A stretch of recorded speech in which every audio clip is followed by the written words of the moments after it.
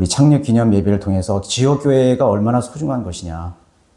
우리 믿음의 가정과 개인의 믿음의 구심점이 바로 이 로컬 처치거든요.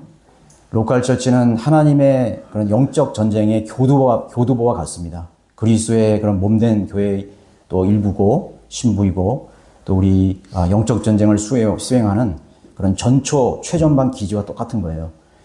지역교회가 없는 사람들은 영적 싸움을 제대로 수행할 수 없습니다. 거의 도태되고 낙오자가 되거나 실패하게 되는 것입니다. 우리는 그런 사람들 많이 봤어요. 그래서 이 시간은 그렇게 여러분들이 지역교회가 얼마나 소중하고 또 지역교회가 없는 지역에 있는 그런 그리스도인들은 그걸 열망하거든요. 굉장히 열망하고 지역교회에 있기를 원하고 우리가 영과 진리로 경배드리는 이 자리가 얼마나 소중한 것인지를 저도 여러분들이 얼마나 소중한 것인지 잘 알고 있고 또 여러분들도 서로가 얼마나 귀한 그런 하나님 앞에 보석과 같은 존재인지를 스스로 한번 인식하는 그런 시간을 가졌으면 좋겠습니다.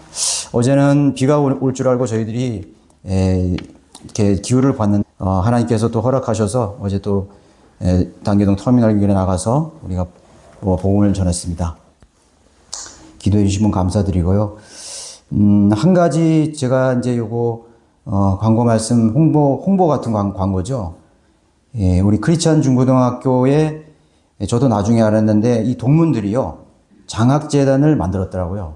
그래서 제가 다른 건 모르는데 우리 크리스찬 중고등학교 다니는 학생도 그렇지만은 우리 그 헌신하는 선생님들이 굉장히 열악한 환경 속에서 보면은 말씀보존학회의 직원으로서 많은 일들을 하고 있고 강사도 하고 있고 글도 쓰고 있고 편집도 하고 여러 가지 일을 합니다. 그러면서 크리스찬 중고등학교 교사를 겸직하고 있어요. 굉장히 노고가 많습니다. 그리고 박봉이고 그런 상황이라서 제가 그거를 근데 그런 부분들을 본인들이 얘기는 안 해요. 학교 측에서도 다 하나님께서 채워준다고 그렇게 말씀하시고 또 그렇게 되겠죠. 그러나 제 마음속에는 한번 우리가 이런 그 장학재단을 통해 가지고 사실은 어려워서 학교를 못 보내는 그런 가정도 있어요. 저도 3명이나 이렇게 보내는데 그 액수는 제가 말씀 안 드리겠지만은 사실은 굉장히 어렵습니다. 경험 계시는 분도 있겠지만 또 저희도 3명 보내고 우리 김사정 형제도 이제 2명이 보내고 있는데 지역 교회에서 아니면 서울에서 가정 형편이 어려워서 이렇게 보내지 못하는 그런 가정이 있다는 소식을 듣고 마음이 많이 아팠어요. 그래서 이런 장학재단은 우리가 교회의 차원에서 우리가 후원해 줄 수 있는 것이고 그건 한번 우리가 열어놓고 의논을 해볼 수 있는 것이고 그 다음에 개인적으로 여러분들 그것도 항상 오픈해서 여러분들이 그건 자원하는 마음으로 익명으로 이렇게 해서 여러분 후원하실 수 있습니다. 그래서 제가 다음번에는 그 장학재단 그 계좌나 이런 것들을 이렇게 붙여드리겠습니다. 예. 또 개인 해외 선교 제가 기도 편지를 저기 붙였는데요. 일단은 동남아시아 지역을 제가 더 번역을 해가지고 그 기도 편지를 더 붙이려 그래요. 그래서 이런 필리핀 오지라든가 아니면은 베트남이라든가 몽골이라든가 이런데 이 플로리다 그 성경침례교회에서 후원한 선교사들이 있거든요. 미국인 선교사가 있거든요. 그런 분들하고 이렇게 기도 편지를 보면서 여러분 마음속에 주님께서 그런 마음을 주시면은 이거는 우리가 후원할 수 있는 내가 후원하고 싶다 그러면 그 지역교회를 선정해서 이렇게 그런 것도 열어놓도록 하겠습니다. 또 제가 그 원주 성경침례교회 단톡방에 올려놨는데 그 우리 필리핀 갔을 때 원래 이름은 레즈테 주아레스예요. 본명은 필리핀 자매인데 그 아버지가 저기 네그로스 그 오지죠. 굉장히 네그로스 섬 거기서 그 근본주의 침례교죠. 우리하고는 다른 건데 근데 킹제임스 성경을 써요. 킹제임스 성경 최종 권위로 쓰고 또 세제주의를 믿고 그래서 제가 교제를 하면은 그분들에게도 우리의 이 진리의 지식을 전파할 수 있는 좋은 기회가 될 수 있다. 그렇게 해서 이제 후원도 우리가 여러분들이 같이 동의해 주셔가지고 후원을 해서 이제 그 바닥 공사한 거 보내드렸죠. 예. 그래서 너무 감사하다고 전했고, 자매도 감사하다고 이렇게 전해갖고, 다음 주일부터 거기는 일주일 동안 한 그 시골 지역에 있는 아이들을 모아서 여름 캠프, 여름 뭐 수련회죠. 그러니까. 모임에 얼마나 정도 모이냐 그랬더니 한 70명, 80명씩 모인대요. 엄청 많이 모이는 거죠. 시골인데, 그죠? 그 다음에 그 다음 주에는 이제 유스 캠프가 있다고 그래요. 그래서, 그런 기도해달라고 그렇게, 요청이 왔습니다. 필리핀은 인구가 굉장히 많아요. 우리는 여기 지금 가면은 아이들이 없잖아요. 우리 뭐 지금 여기도 주일학교가 어디 있어요? 아예 없는 데도 있거든요. 그래도 우리는 주일학교가 있는데 없는 지역 교회들이 많아요. 큰 교회도. 그래서 어떻게 보면은 주일학교와 젊은 세대들이 미래의 우리 희망인데, 우리 믿음을 이어갈 그런 희망인데 좀 안타까운 부분들이 있죠. 우리 대한민국의 바이블 빌리버들이 자녀들이 많이 없다는 것에 대해서 했습니다. 그래서 제가 크리스찬 중고등학교 같은 경우도 많이 또 아이들 보내보니까 실질적으로 그런 생각이 들어서 여러분들에게 도전을 드리려고 하는 것입니다. 네, 오늘 보실 하나님의 말씀은 마가복음 9장 43절로 48절 말씀이 되겠습니다. 내 손이 너를 실족게 하거든 잘라버리라. 두 손을 가지고 결코 꺼지지 않는 불 속인 지옥에 들어가는 것보다 불구자로 생명에 들어가는 것이 더 나으리라. 그곳에는 그들의 벌레도 죽지 않고 불도 꺼지지 아니하느니라. 네 발이 너를 실족게 하거든 잘라버리라. 두 발을 가지고 결코 꺼지지 않는 불 속인 지옥에 던져지는 것보다 절름발이로 생명에 들어가는 것이 더 나으니라. 그곳에는 그들의 벌레도 죽지 않고 불도 꺼지지 아니하느니라. 내 눈이 너를 실족게 하거든 뽑아버리라. 두 눈을 가지고 지옥불에 던져지는 것보다는 한 눈으로 하나님의 나라에 들어가는 것이 더 나으니라. 그곳에는 그들의 벌레도 죽지 않고 불도 꺼지지 아니하느니라. 말씀을 위해서 잠깐 기도드리겠습니다. 감사하신 아버지 하나님, 하나님의 위대한 말씀을 저희들에게 주셔서 감사드립니다. 우리가 이 한글 킹제임 성경을 우리 모국어를 쓰는 우리 그리스도인들이 최종 권위로 삼고 또 이 성경을 통해서 하나님을 우리가 하나님과 교제할 수 있습니다. 하나님께서 우리에게 말씀하시고 또 우리가 이 말씀에 근거해서 하나님께 기도로 다가가는 것입니다. 오늘도 이 말씀에 기름 부어주시고 또 모든 우리 지체들이 이 말씀을 자신의 믿음으로 잘 세워갈 수 있도록 이끌어 주십시오. 악이 바지하지 못하도록 하나님 보호해 주시기를 주 예수 그리스도 이름으로 기도드렸습니다. 아멘.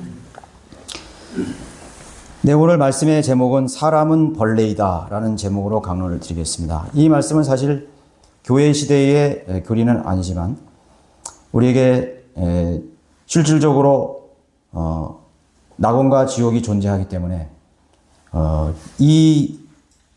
여기에 기록된 것은 천령 왕국의 지옥입니다. 그러나 우리가 정말 마지막에 갈 그 영원한 지옥은 이것보다도 더 비극적이고 또 불행하고 고통스러운 장소라는 걸 알아야 됩니다. 거짓의 반대는 참이죠. 진실인 것입니다.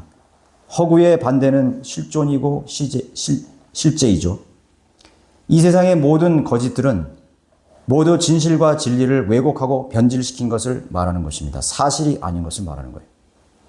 우리가 성경을 더 실제적으로 공부할 수 있는 그 방법, 성경을 정말 우리가 살아있게 접근할 수 있는 방법은 뭐냐면 거짓 교리나 이단 가르침을 통해서 그것들이 왜 거짓 교리인지 성경을 찾아서 공부하면 매우 좋은 접근법이 되는 것입니다. 아, 이단 교리는 무조건 안 들어. 난 몰라.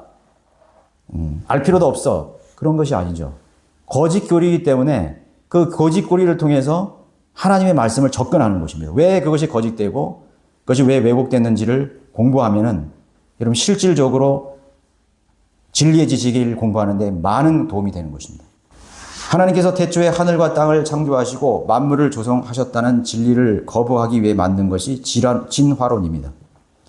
창조를 왜곡하고 부인하도록 그것을 가설로 내세워서 만든 학설 같은 거죠. 이 세상의 모든 거짓은 거짓말의 아비인 마귀에게서 나온다고 성경은 말씀하고 있습니다. 마귀는 하나님의 말씀을 변개시키고 또 해석도 왜곡합니다. 하나님께서 해놓으신 모든 일들을 반대하고 대적하여서 거꾸로 만들어버리는 것이죠. 그 가운데 하나가 바로 진화론 사상인 것입니다. 그럼 진화론 사상을 접근하면 우리가 진리를 발견할 수 없어요. 진리를 발견할 수 있는 거예요. 모든 거짓말은 진리를 왜곡하고 바꿔치기 한 것입니다. 역행한 거예요. 역설로 만든 것입니다. 그럼 그걸 반대로 나가면 그 진실이 나오는 거예요. 진화의 단계, 먼지에서 생명체의 가장 기본 단위인 세포가 나왔고, 세포는 단세포인 아메바와 같은 하등 그런 생물체에서 척추가 없는 구더기와 같은 애벌레, 지렁이, 그런 절지동물, 그 다음에 진화해서 어류가 되고 파충류가 되고 양서류가 되고 이제 점점 두 발로 다니는 원숭이나 침팬지, 그리고 유언인을 거쳐서 사람으로 진화되었다고 설명을 하는 것입니다. 그러면 그것을 거꾸로 해석하면 뭐예요? 진실이 나오는 거예요. 그 진실은 어디에 있습니까? 성경에 있는 것입니다. 그래서 흥미로운 사실은 이러한 순서가 오히려 진리를 반증해 준다는 것입니다. 즉 인간은 오히려 진화하는 것이 아니라 퇴화하게 된다는 거예요. 진화의 반대는 퇴화죠. 그것이 바로 성경적 진리를 입증해 주고 있던 것입니다. 왜냐하면 진화론은 마귀에서 나오기 때문에 마귀는 진리를 알고 있어요. 하나님의 말씀에 아주 능통합니다. 그래서 그것을 교묘하게 속여가지고 진리를 왜곡해서 그럴싸하게 꾸며서 사람들을 세뇌시키고 사람들을 멸망으로 인도하는 것입니다. 종류대로 모든 생명체를 창조했다는 말씀을 믿지 않는 모든 사람은 그들이 믿고 싶어하는 짐승, 동물, 지렁이, 어리나 파충류, 그리고 양소리와 벌레로 돌아간다고 성경은 분명하게 얘기하고 있어요. 예수님께서는 죄인인 모든 사람은 지옥에서 가장 하등한 존재인 벌레들이 된다고 오늘 본문에서 말씀하고 있는 것입니다. 주님께서 이 사용하신 킹 제임스 성경의 벌레라는 것은 일반적인 곤충이 아닙니다. 인섹트라든가 이런 다른 것이 아니에요. 웜이라는 이 벌레의 그 유형은 땅 속에 사는 생명체입니다. 땅 속에 사는 벌레나 또는 몸 안에 파고드는 기생충이죠. 구더기, 뭔가 그런 꿈틀거리는 그런 어둠 속에 있는 땅 속에 사는 그런 구더기와 같은 존재입니다. 꿈틀거리면서 기어다니는 벌레를 뜻하는 것입니다. 그들의 벌레도 죽지 않으니라. 그 벌레란 바로 꿈틀거리는 땅 속에 사는 벌레인 것입니다. 첫 번째로 사람의 몸이 죽으면 땅에 묻히고 그런 후에 벌레들에 의해서 그 육체는 분해가 되어서 형체가 사라집니다. 몸은 흙에서 났기 때문에 흙으로 돌아간다. 그 전 단계가 뭡니까? 벌레가 들어가는 것입니다. 기생충이 들어가는 거예요. 그래서 그 몸을 분해하기 시작해서 땅으로 돌아가게 하는 것입니다. 몸의 살이나 모든 이 장기 기관들이 벌레의 몸으로 바뀌게 되는 것입니다. 벌레의 몸으로 바뀌는 거예요. 그 인간의 몸은 뭐예요? 수많은 구더기나 벌레로 다 바뀌어버리는 것입니다. 그런데 그 벌레가 죽으면 어떻게 돼요? 흙으로 돌아가는 것이에요. 정확하죠? 정확한 순서입니다. 제가 오늘 여기 또 참조구조를 여기에 썼는데 욥기 21장 26절에 보시면 욥기를 여러분 몇 개 찾아볼 건데 여러분 거기 표시를 미리 해놓으시기 바랍니다. 욥기 21장 26절에 그들이 다 같이 흙 속에 눕고 벌레들이 그들을 덮으리로다. 24장 20절 태가 그를 잊어버릴 것이요 벌레가 그를 달게 먹을 것이며 그가 다시는 기억되지 아니하리니 사악함이 나무처럼 꺾이리이다. 벌레들이 그를 달게 먹는다고 표현하고 있습니다. 욥기 19장 26절에서는 내 피부에 벌레들이 이 몸을 멸한 뒤에라도 내가 내 몸을 입고 하나님을 보리라. 이거는 부활에 대한 그런 말씀이죠. 부활을 입증하는 말씀입니다. 내 피부에 벌레들이 이 몸을 멸한다고 묘사하고 기록하고 있습니다. 사람들은 일반적으로 지렁이나 기생충, 기어다니는 구덩이 등을 매우 혐오스러워하죠. 싫어합니다. 그거 왜 싫어하는지 아십니까, 여러분? 그거는 죽음과 심판과 그리고 지옥과 관련이 되기 때문에 싫어하는 거예요. 다른 거 없어요. 죽음과 관련이 됐기 때문인 거예요. 지옥과 관련되어 있고 하나님의 심판을 받게 된 거예요. 그러면 벌레는 뭐예요? 심판의 도구입니다. 심판의 도구예요. 이집트의 쿠프 왕은 자신이 영원한 생명을 갖고 싶어 와서 미이라를 만들려고 그랬죠. 그래서 이집트에는 미이라들이 많은 거예요.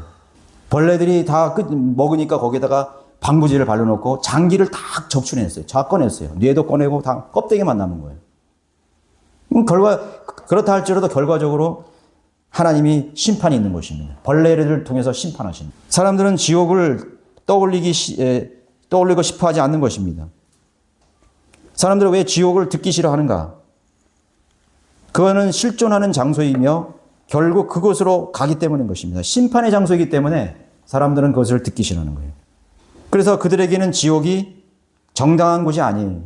그러나 그리스도인에게 있어서 지옥은 공의가 실용되는 심판의 장소이기 때문에 지옥은 싫어하지 않습니다. 저는 지옥을 싫어하지 않아요. 형제님 이상하게 생각하냐? 아니에요. 나는 지옥을 찬성합니다. 지옥은 반드시 있어야 돼요. 히틀러가 그 죽음으로써 그 죄가 다 끝났다고 생각해 무효가 됐나요? 얼마나 많은 인류의 역사 속에서 억울하게 죽어간 사람이 많아요. 얼마나 많은 사람들의 생명을 유린하고 사람들을 도탄에 빠지게 하고 처참하게 만들었어요. 반드시 심판받아야 되는 것입니다. 하나님을 모독하고 하나님을 대적했던 그 수많은 멸망으로 이끌었던 종교 지도자들, 지옥을 반드시 정당한 곳입니다. 그래서 우리는 기도할 때 그렇게 기도해야 돼요. 하나님의 심판이 옳습니다. 하나님이 빨리 오셔서 심판하셔야 됩니다. 여러분 저는 그렇게 가끔 기도해요. 하나님의 지옥과 심판은 너무나 정당한 것입니다. 하나님. 마귀와 그를 따르는 천사들을 하나님 반드시 불못에 넣어야 됩니다. 옳습니다. 하나님의 심판을 찬양할 수 있어야 되는 것입니다. 그러나 하나님을 두려워하지 않는 사람은 지옥은 정당한 것이 아니에요. 하나님이 왜 자비로우신데 지옥을 만들어서 그것을 보내느냐. 그래서 여호와 주인 같은 지옥을 얘기 안 해요. 사랑, 자비 그런 거 말해요. 모든 걸 용서하고 심판하지 않는다는 거예요. 그것에 가야 될 사람들이 불쌍한 것이죠. 그것에 가야 될 사람들이 불쌍한 거예요. 자, 두 번째는 사람의 혼이 죽은 후에 벌레의 모습으로 전락되기 때문인 것입니다. 주님께서 여기 본문에서 불이 꺼지지 않는 불 속인 지옥을 3번씩이나 언급했습니다. 반복하셨죠. 반복이라는 것은 강조입니다. 강조를 하신 이유는 중요하기 때문에 강조하신 거예요. 역시 그들의 벌레라고 말씀을 하시고 있는 거예요. 그들의 벌레입니다. 지옥에는 그들의 벌레도 죽지 않고 몸이 벌레로 변화되는 것처럼 사람의 혼은 벌레의 모습으로 변하게 된다는 것이에요. 여러분, 육체는 어때요? 육체의 살과 모든 장기들이, 액체들이 벌레로 바꿔버렸죠? 벌레로 바꿔버렸습니다. 우리의 인간의 혼도요, 형상이 있어요. 여러분들의 혼의 모습은 이 몸의 형태가 똑같은 것입니다. 몸과 같은 이름, 혼의 몸이에요. 그러나 이 몸을 떠난 혼도 역시 마찬가지로 사람의 모습을 하고 있는 거예요.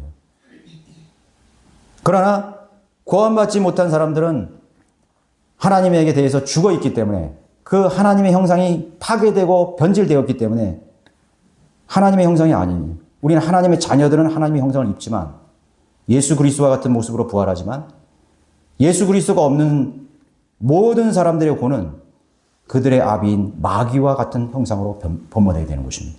그래서 사람의 혼은 마귀의 자식들의 모습, 그 아비의 모습으로 변하게 되는 것입니다. 지옥의 불 속에는 그들의 아비는 마귀가 가는 장소라고 그랬죠. 마귀와 그를 따르는 천사들을 위해서 예비한 지옥으로 하나님께서 던져버리시는 거예요. 그래서 마귀의 자식들은 그 사탄인 마귀의 형상으로 다 퇴화하게 되는 것입니다. 그래서 진화론이 나온 거예요. 진화론의 아버지는 누구예요? 다윈이 아니에요. 다윈을 도구로 써서 만든 사탄과 마귀, 옛 뱀이 있는 것입니다. 그래서 그걸 쫙 따라가다 보면은 사람이 양소리가 되고 원숭이가 되고 양소리가 되고 기어다니는 것이 되고 나중엔 벌레가 되어서 땅속에 기어다니는 구데기가 되는데 거기 따라가면 거기에 아비인 마귀가 있어요.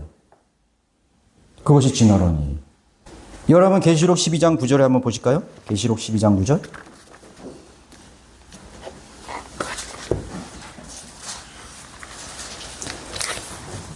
성경은 일차적으로 문자적인 해석을 해야 됩니다. 비유나 풍유나 영적인 것이 아니에요. 허구적인 것이 아닙니다. 실제 하는 것입니다. 그래야 그 큰 용이 쫓겨나니 그는 마귀라고도 하고 사탄이라고도 하는 옛 뱀, 곧 온 세상을 미혹하는 자라. 그가 땅으로 쫓겨나고 그의 천사들도 그와 함께 쫓겨나더라. 마귀와 그를 따르는 타락한 천사들이니 마귀들이죠. 그것의 실체가 어떤 모습이에요? 용이고 뱀인 것입니다. 그래서 마귀의 자식은 뱀의 자식이에요. 독사의 세대라고 말씀하시는 거예요. 예수님이 독사의 세대라고 그랬잖아요. 바리새인들 보고 거듭나지 않은 바리새인들 하나님을 대적하는 자들 보고 독사의 세대라고 그랬다. 독사의 자식들이라고 했다고. 뱀의 자식. 그럼 마귀의 자식이라는 말이에요. 그게요. 지상에는 여러 종류의 육체들이 있습니다. 그 육체들 가운데는 짐승의 육체들도 존재한다는 것이죠. 이 세상의 모든 짐승들은 영적 세계의 짐승들을 대표하고 있는 것입니다. 하늘의 낙원을 가보면은 그 보좌 주위에 4 짐승이 있습니다. 짐승이 있죠? 그 짐승은 성결한 짐승이에요. 하나님께서 거룩한 짐승으로 분리해 놓은 거예요. 거룩한 형상의 짐승들이 있는가 하면 불결한 형상의 짐승들이 있습니다. 여러분 계시록 5장 11절 거기도 보십시오. 내가 또 보니 그 보좌의 짐승들과 장로들을 둘러싼 많은 천사의 음성을 들었는데 그들의 수가 만만이요 천천이라. 여기에 짐승들이 나오잖아요. 거기에 사람들도 있고 짐승들도 있고 천사들도 있는 거예요. 짐승들이 있죠. 하늘의 천상에 셋째 하늘에 짐승들이 있다고요. 6장 1절로 가보세요. 또 그 어린 양이 그 봉인 가운데 하나를 여실 때 내가 보고 내가 들으니 4 짐승 가운데 하나가 천둥 같은 소리로 말하기를 와서 보라. 천사가 말을 하는 거예요. 아니, 짐승이 천둥 같은 소리로 말을 합니다. 11장 7절로 가서 보죠. 뭐 이루 말할 수 없습니다. 너무 많은 얘기입니다. 몇 가지만 찾아보면 11장 7절에도 보셔도 자, 여기까지는 제가 지금 요거 2개는 거룩한 하늘에 있는 성결한 짐승이에요. 그러나 11장 7절에 보시면 또 그들이 자기들의 증거를 끝마칠 즈음에 끝없이 깊은 구렁에서 올라오는 짐승이 그들과 전쟁을 하여 그들을 이기고 또 죽이리라. 이거는 뭐예요? 불결한 사악한 짐승이라는 것이. 끝없이 깊은 구렁에서 올라오는 그 짐승. 그 짐승이 뭐죠? 옛 뱀입니다. 마귀죠. 마귀들의 모든 형체들은 짐승이에요. 짐승의 형체를 가지고 있어요. 그것도 꿈틀거리는 가장 하나님께서 이 지상에 만든 하등한 생명체의 모양으로 만들어버린 것이. 하늘나라의 천상에 뱀이 있다는 소식을 성경을 읽어보지 못했어요. 용이 있다는 소식을 못 들어봤어요. 인간이 가장 숭배하는 가장 능력이 있는 짐승이에요. 용이잖아요. 동양에 전부 다 용 천지예요. 그 우리나라 사람도 용꿈 꿨냐 그러잖아요. 용꿈. 용이 이무기가 하늘로 올라가는 거. 최고야. 그게 신이에요. 그건 마귀라는 거예요. 자기가 사탄과 마귀를 숭배하고 있는데도 그걸 모르는 것입니다. 계시록 13장 1절에도 말하고 있죠. 내가 바닷가 모래 위에 서서 보니 한 짐승이 바다에서 올라오는데 아까는 땅속에 올라오죠. 이제는 바다 위에서 올라오는 거예요. 7머리와 1뿔을 가졌더라. 그 뿔들에는 10개의 왕관이 있고 그 머리들에는 하나님을 모독하는 일이 있더라. 야, 이거는 한술도 떠서 7개의 머리가 메두사처럼 쫙 달린 거예요. 그리고 거기에 뿔들이 달린 거죠. 상상해 보시면 이상한 흉측한 그 머리가 있는 것입니다. 하나님을 모독하는 이름이 있더라. 불결한 짐승입니다. 사악한 짐승입니다. 13장 2절에 계속 읽어보시죠. 또 내가 본 그 짐승은 표범과 같고 발은 곰의 발 같고 입은 사자의 입 같은데 용이 자기의 능력과 자리와 큰 권세를 그 짐승이 이기더라. 자, 이 짐승들을 지배하는 최종의 왕은 바로 용입니다. 용이 표범과 같이 나타나고 곰과 같이 나타나고 사자 입과 같이 나타나는 거예요. 그리고 그 짐승에게 또 짐승에게 능력을 주는 것입니다. 세상을 지배할 수 있는 능력을 주는 거예요.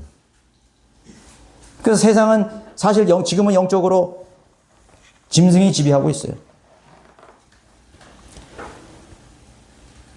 이것이 바로 표범, 곰, 용, 사자, 용 이것이 바로 이 짐승이 바로 적그리스도의 본체인 것입니다. 여러분 왜 인류가 진화에 집착하는지 아실 것입니다. 아틀란타의 고대 신화들, 짐승이 등장합니다. 그리스의 수많은 헬라의 그 신화들, 짐승이 등장하죠. 그래서 여러분 헬라 그리스의 신화 속에서 등장하는 그 별자리 모두가 곰자리, 작은 곰자리, 뭐 있잖아요. 뱀자리, 바다 뱀자리. 그게 신화지만요, 다 성경을 역설해 주는 것입니다.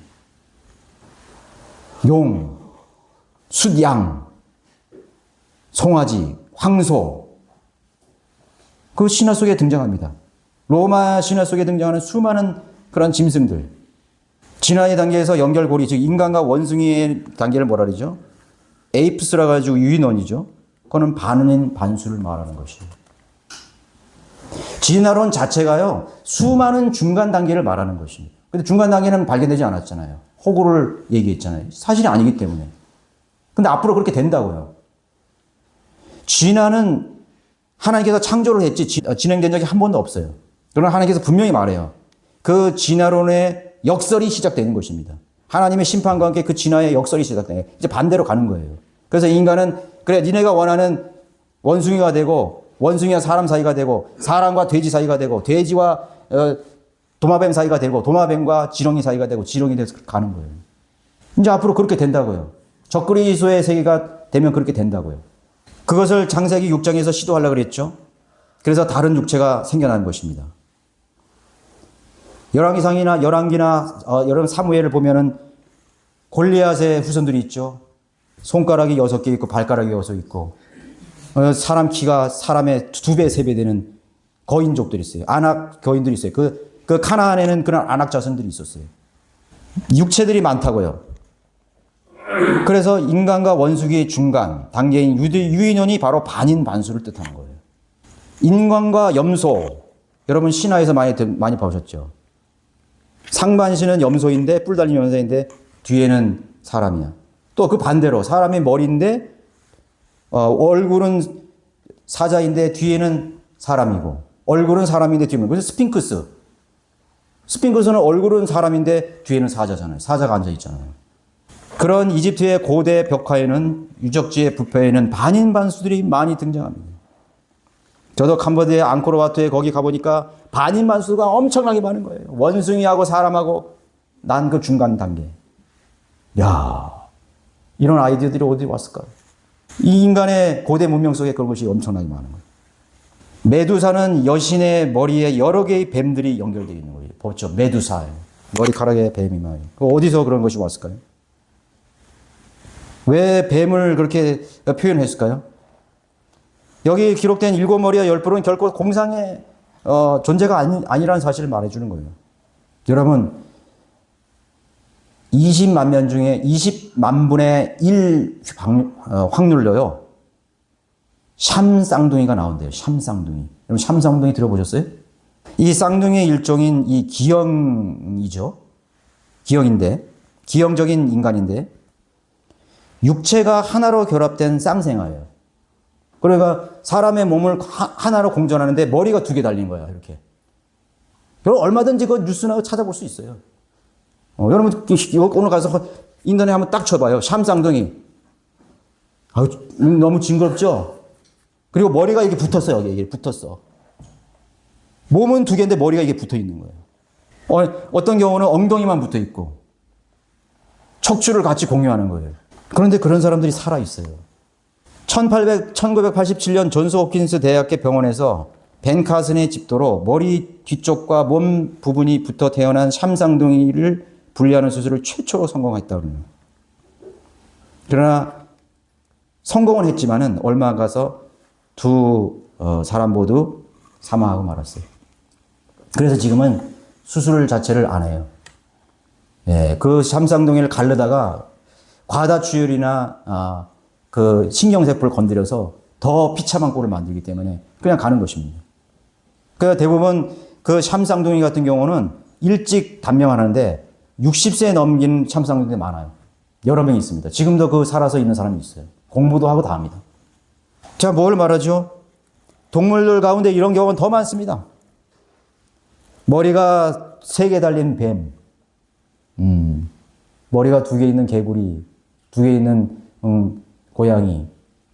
그 사람들이 성경을 읽으면서 머리 7별, 위에 머리가 10뿔이가 있었네. 이건 다 공상이라 그러는 거예요. 이건 있을 수 없는 얘기예요. 마귀가 통치하고 그의 능력으로 이 세상을 정복할 때 반인반수의 세계가 될 것입니다. 그래, 너희들이 원하는 그런 그 짐승이 되라 그래요. 하나님께서 허락하시는 거예요. 짐승들 허락하시는 거예요. 그들의 아비인 마귀는, 욕뱀은 이 세상을 완전한 종의 파괴, 종의 경계가 없습니다. 그때는. 지금도 남자 여자 그 뭐예요? 하나님이 하신 질서를 파괴하려는 것이에요. 그런 자들은 무슨 좋은 정치인, 무슨 뭐 돈을 많이 가졌고 훌륭한 사람이고 하나님을 대적하는 선봉에 선 사람들이에요. 동물 가운데 얼마나 그런 사람이 많습니까? 하나님께서는 다른 종 간의 생식을 못하도록 유전자를 정해놓으신 거예요. 염색체를 정해놓으신 거예요. 그래서 그게 안 되는 거예요. 혼잡이 안 되는 것입니다. 그러나 인간은 그것을 계속 시도하고 있습니다. 동구 유럽의 공산화가 됐을 때 스탈린이 한 실험이 있어요. 아프리카에 있는 그 고릴라들을 생포해가지고요, 사람과 결합을 시키려고 실험을 했어요. 군인들을 만들어내기 위해서. 고릴라가 얼마나 힘이 셉니까, 여러분? 고릴라 이길 수 있어요? 그 고릴라와 인간을 접목시켜가지고 그걸 실험을 했다니까. 마귀의 종들이죠. 예, 그래서 세계를 정복하려고 그러는 거예요. 그것이 누구에게서 아이디어가 왔겠어요? 마귀가 온 거예요. 그러나 하나님께서는 하나님의 때까지 그것을 막아놓은 거예요. 그러나 하나님께서 이제 그것을 허락하실 때 그것이 가능해질 것이라고. 얼마든지 가능할 것이라고요. 예, 복제품 만들잖아요. 복제품을 만들어가지고 무슨 뭐 말하고 인간하고 교잡해서 복제품을 만드는. 그러면 말하고 인간의 반인반수가 나올 거라고. 예. 끊임없이 도전하고 있습니다. 인류는 끊임없이 도전해요. 지금은 AI를 가지고 사이버 로봇이 전쟁을 이제 하는 세계가 됐잖아요. 드론이라든가 아니면 뭐 수색 정찰을 할 때 뱀 같은 로봇을 만들어가지고 기어서 하고 그런 것들을 구조할 때 이제 땅속으로 파고드는 그런 건 좋죠. 땅속으로 이게 그 뱀 모양으로 하는 그 로봇이 들어가가지고 찾는 것입니다.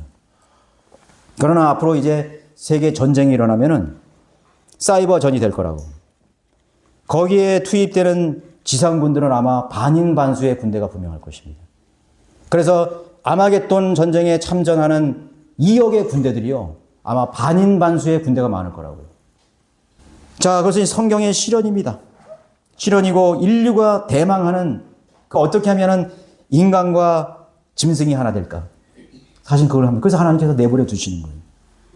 그러나 지금은 인간은 그 질서를 지켜가고 있죠. 하나님께서 지켜가는 것입니다. 그래서 유전자 조작이라는 건 모두가 죄라는 걸 알아야 되는 것입니다. 뭐 식물 같은 거야, 종자 같은 게 얼마나 유전자 조작이 많아요. 다 하나님 죄 짓는 거예요. 하나님 다 심판하시는 거예요. 욥기 25장 한번 보실까요? 여러분 거기 표시해놨죠? 5절, 6절을 한번 보시면, 달을 쳐다보라 그것이 빛나지 않으며 정령 별들도 그분이 보시기에는 깨끗하지 못하거늘 하물며 벌레인 사람은 어떠하며 벌레인 사람의 아들은 어떠하겠느냐 하니라. 인간이 벌레라는 말은요, 비유가 아니에요. 인간은 원래 벌레예요. 하나님께서 인간이 타락했을 때 즉시로 벌레의 모양으로 막 바꿀 수 있었는데 하나님의 자비로 그래도 하나님의 형상의 구루터기를 남겨놓은 거예요. 원래 인간은 벌레라고요. 마귀에게 속은 순간 이 인간은, 모든 인류는 벌레가 되어버린 거라고요. 일시적으로 하나님의 형상이 남아있지만, 그 그림자 같은 형상이 남아있지만 하나님의 형상을 잃어버린 거라고. 벌레는.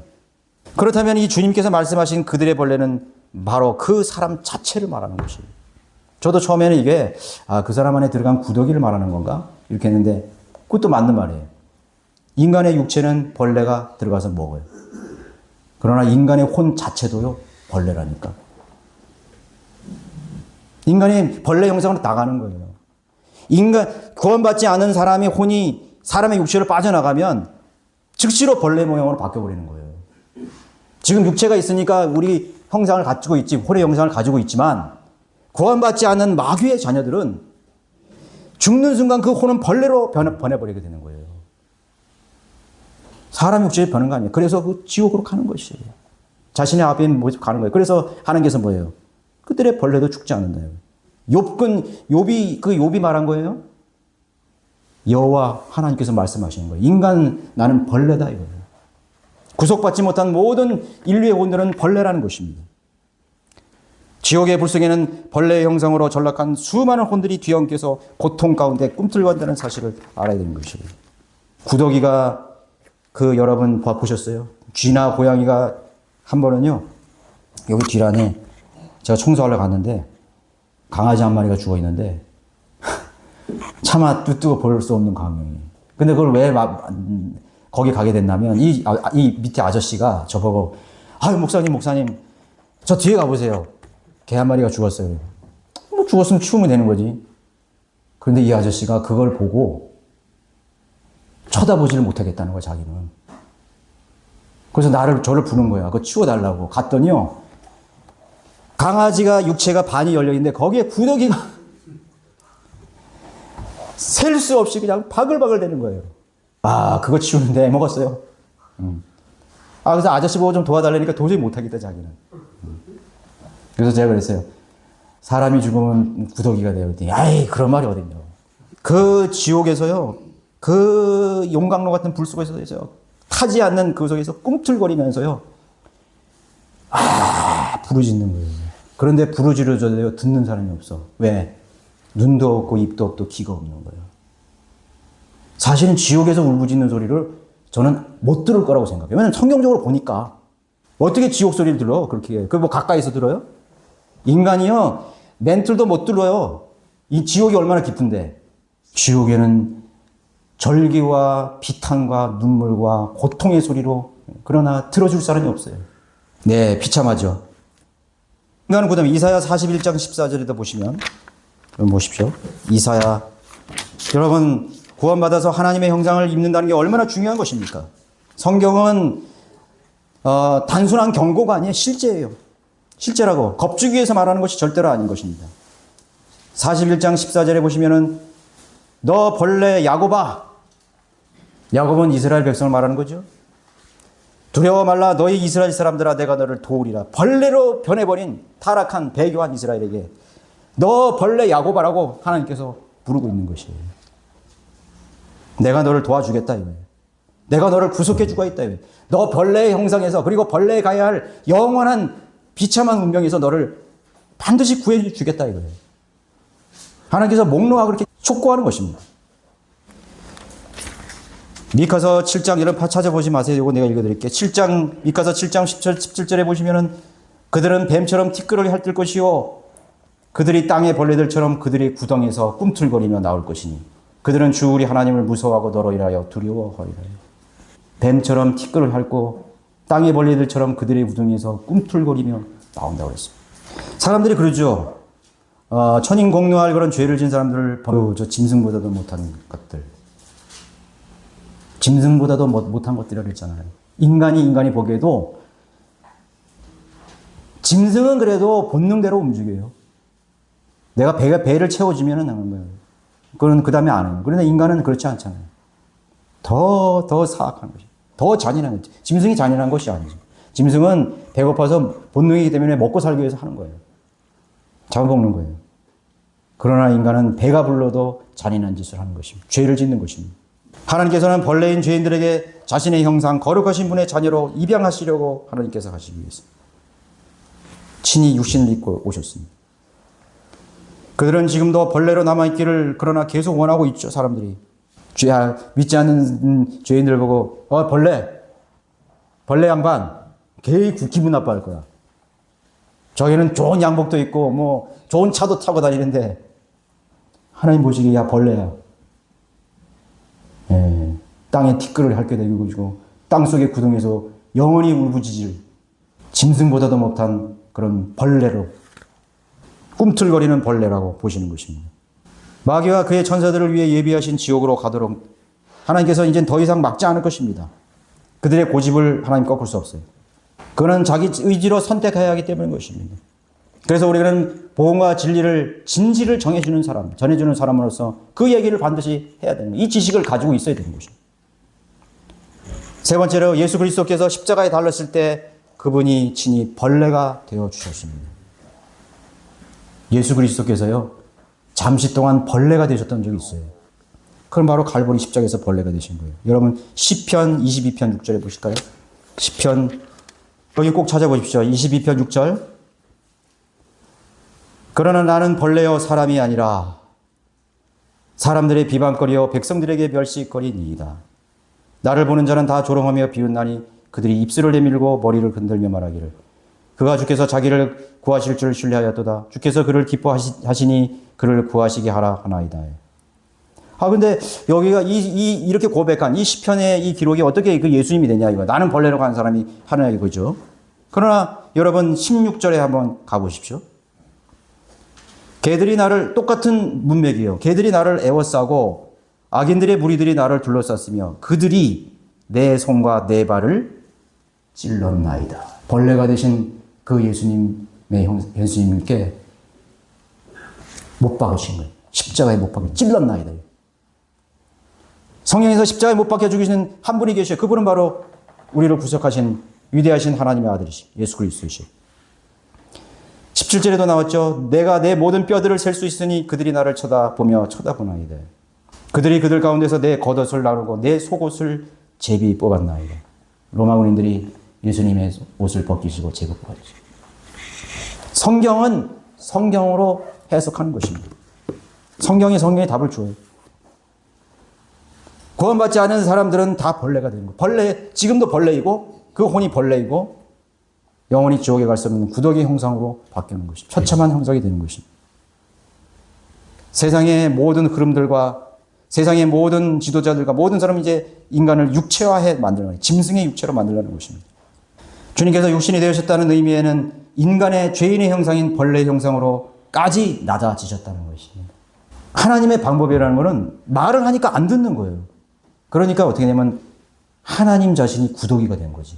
내가 그 구더기를 불쌍히 여겨가지고 내가 구더기가 되는 방법을 선택한 거예요. 그래서 예수님께서는 그 불 속에 그 지옥에까지 갔다 오신 거예요. 구더기를 구원하시기 위해서. 여러분들이 그 사랑이 구더기를 구원할 수 있는 거예요. 여러분들의 가족과 여러분들의 이웃과 여러분들의 그런 혈육들을 여러분 사랑하시는 거예요. 그럼 구더기가 돼야 되는 거예요. 낮아져야 되는 거예요. 사랑밖에 없는 거예요. 연민밖에 없는 것입니다. 연민밖에. 명령에 순종하는 건 한계가 있어요. 불순종할 수 있으니까. 그러나 사랑은요, 엄청난 파워가 있는 거예요. 그거는 불 속이라도 들어갈 수 있는 거예요. 그 연민과 그 사랑으로 가는 것입니다. 왜? 십자가에서 하나님께서 우리들을 향한 그 사랑을 보여주셨기 때문에. 우리가 아직 죄인이었을 때 하나님께서 예수 그리스도를 십자가에 못 박으심으로써 그분의 사랑을 우리에게 보여주시고 확증하셨다고 그랬어요. 우리가 여전히 구더기였을 때 우리를 위해서 친히 구더기가 되어주시고 벌레가 되어주셨다는 것입니다. 나는 벌레요 사람이 아니라 멸시받았습니다. 길고에 익숙하신 사람이 되었습니다. 배척당했습니다.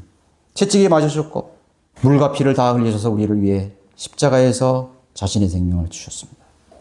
자, 결론적으로 이사야 14장 11절에 내 화려함과 내 비올들의 소리가 음부까지 끌려 내려갔으니 벌레가 내 밑에 깔려있고 벌레들이 너를 덮는도다. 뒤엉킨 모습을 보는 거죠. 벌레들이 지옥에서 뒤엉켜서 울부짖는 모습을 보는 것입니다. 그들의 노래소리가 절규로 변하고 그들의 웃음소리가, 그들의 행복한 웃음소리가 벌레의 형상으로 변해버리는 것입니다. 순식간에 사라지는 것입니다. 이 세상의 형체가 순식간에 사라져버린 것입니다. 이 세상에 즐기던 그런 안락이 순식간에 사라져버리고 영원히 거기엔 시간이 없어요. 여러분 군대 가면 무슨 말이에요? 국방부의 시계는 그래도 돌아간다. 시간이 돌아가면 언제가 나간다는 얘기죠. 공소시효도 없고 시기가 없는 거예요. 영원히 언제 끝날지 모르는 거예요. 여러분은 아파서 고통스러울 때 약 먹으면 낫겠구나, 내일 아침에 낫겠구나 희망이 있잖아요. 그래서 견디는 거예요. 여러분 조금이라도 아파도 이게 내가 10년간 이렇게 아플 거라고 생각하면 살기 싫죠. 내가 차라리 죽는 게 낫지. 희망이 있기 때문에 견디는 거예요. 그러나 지옥은 희망이 없어요. 소망이 없어요. 탈출구도 없어요. 영원히 끝이에요. 그것이 벌레들의 벌레들의 운명인 것입니다. 하나님을 알지 못하고 거부하고 예수 그리스도의 복음에 순종치 않은 죄인들, 그 혼들은 가장 하등하고 혐오스러운 형태로 변화되어서 영원히 타는 구약에서 말하는 그 수월, 하데스란 말은 보이지 않는 세계입니다. 영적 존재입니다. 우리가 볼 수 없는 영원한 감옥이 그 지하에서 영원한 고통의 형벌을 치르게 될 것이라고 경고하고 있는 것입니다. 여러분, 그분의 자비와 은혜로 우리는 구원받았고 벌레의 형상에서 우리는 하나님의 형상으로 새로운 피조물로 변화된 걸 여러분 감사하시기 바랍니다. 정말 감사합니다. 정말 감사합니다. 그래서 우리는 기도 때마다 항상 나를 구원하시고 구속한 것에 대해서 잊지 않잖아요. 잊지 않습니다. 하나님 정말 감사합니다. 정말 감사합니다. 나를 벌레 형상에서 그 뱀의 자식에서 나를 구원해 주신 것 정말 감사합니다. 영원히 우리 찬양해야 되잖아요. 영원히 찬양해야 돼요. 이제는 그리스도의 영광스러운 부활의 몸으로 이제 우리가 부활하여 변모되어서 천상에 우리는 앉혀지게 되는 것입니다. 이미 우리의 영은 천상에 앉혀졌죠. 이제 우리의 혼이 주님 오시는 날 우리는 영원한 천상에서 가장 멋진 사람으로, 거기는 장애자도 없어요. 여러분 몸이 아파서 뭐 병원 신세지고 허약하고 그럴 필요 없습니다. 영원한 우리의 소망이, 그것이 우리의 소망이에요. 그러나 우리가 이제 구원받지 못한 혼들을 생각하고 영원히 그 벌레가 되어서 지옥에 갈 혼들을 생각할 때 우리는 연민을 가질 수밖에 없는 것입니다. 우리는 이 두 사이에 끼어 있는 것입니다. 바울이 얘기한 것처럼 내가 속히 하늘나라에 가기를 갈망하지만 나는 또 구원받지 않고 있는 그런 사람들을 위해서 내가 이 세상에 내가 남아있다. 그 사이에 내가 끼어 있다 그랬습니다. 하나님 여러분들을 변모시켜 주신 천상의 하나님의 형상으로 여러분을 변모시키는 자비에 대한 합당한 영광을 돌리시는 생애를 사시기를 바라겠습니다. 모두 일어나셔서 504장입니다.